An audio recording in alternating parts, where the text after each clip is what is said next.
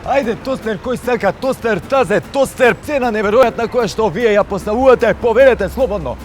Джабе пари, за тебе. Работи, Жими, мајка. Абе, кој не работи, бе, Жими? Фејсбук во последно време стана пазарче. И тоа не само пазарче, туку место каде што почнаа да се појавуваат диви продавачи. Како мене во ситуација. Робата што таму се продава е со крајно сомнително потекло и со уште поневеројатна сомнителна цена. А каде да се обратиме и како да се заштитиме, ќе ни одговори Александра Котели од Државниот пазарен инспекторат.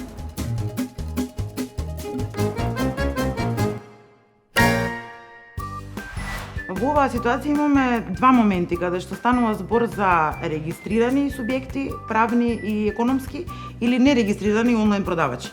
Во случајот кога станува збор за нерегистрирани трговски субјекти, правни или економски, тогаш Законот за електронска трговија се занимава со овие постапки, за истото е надлежно Министерството за економија.